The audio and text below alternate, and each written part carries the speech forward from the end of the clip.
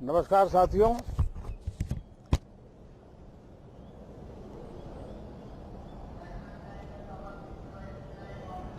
Monsoon सत्र में आप सबका स्वागत है। सावन का पवित्र मास चल रहा है और इस बार तो डबल सावन है और इसलिए सावन की अवधि भी जरा ज्यादा है और सावन मास पवित्र संकल्प के लिए, पवित्र कार्यों के लिए बहुत ही उत्तम माना जाता है। और आज जब लोकतंत्र के मंदिर में इस सावन के पवित्र मास में मिल रहे हैं तो ये लोकतंत्र का मंदिर ऐसे अनेक पवित्र कार्य करने के लिए इससे बड़ा उत्तम अवसर नहीं हो सकता है। मुझे विश्वास है कि सभी माननीय सांसद मिलकर के इस सत्र का जनहित में सर्वाधिक उपयोग करेंगे।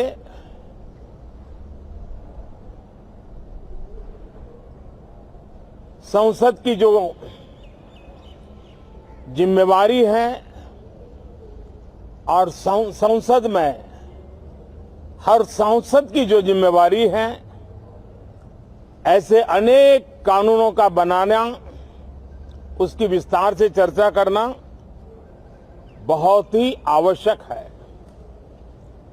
और चर्चा जितनी ज्यादा होती है, चर्चा जितनी ज्यादा पैनी होती है, उतना जनहित में दूरगामी परिणाम देने वाले अच्छे निर्णय होते हैं।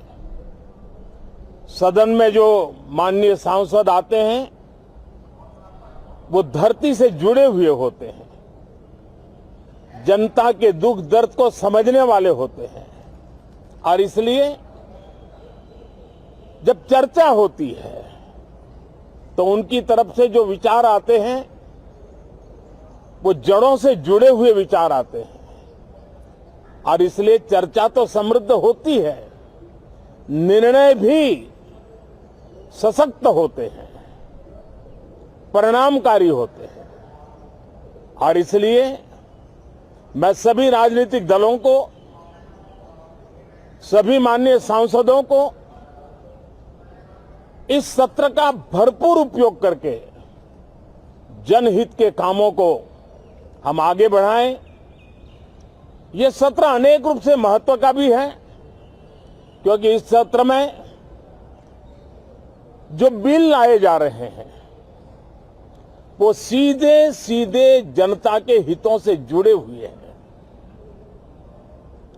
हमारी युवा पीढ़ी जो पूरी तरह डिजिटल वर्ल्ड के साथ एक प्रकार से नेतृत्व कर रही है, उस समय डेटा प्रोटेक्शन बिल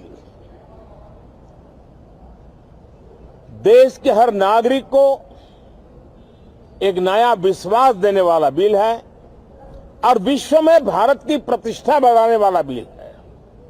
उसी प्रकार से नेशनल रिसर्च फाउंडेशन, ये बिल एनआरएफ, नई शिक्षा नीति के संदर्भ में एक बहुत बड़ा अहम कदम है और इसका उपयोग अनुसंधान को बल देना, इनोवेशन को बल देना, रिसर्च को बल देना और हमारी युवा पीढ़ी जो विश्व के अंदर नए उपक्रमों के द्वारा विश्व का नेतृत्व करने का सामर्थ्य रखती है, उनके लिए बड़ा अवसर देकर के आ रही है।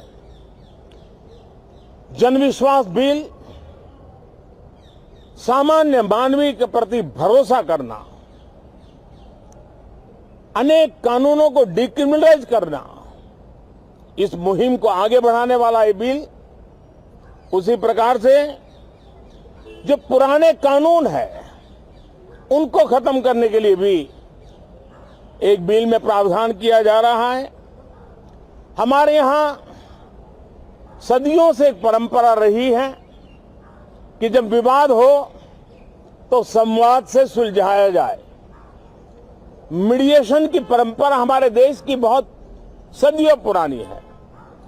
उसको अब कानूनी आधार देते हुए मीडिएशन बिल लाने की दिशा में इस सत्र का बहुत बड़ा उपयोग है, जो अनेक विवादों से सामान्य मानवीय से लेकर के असामान्य संजोगों को भी मिल बैठ करके सुलझाने का एक मजबूत नींव बनाएगा।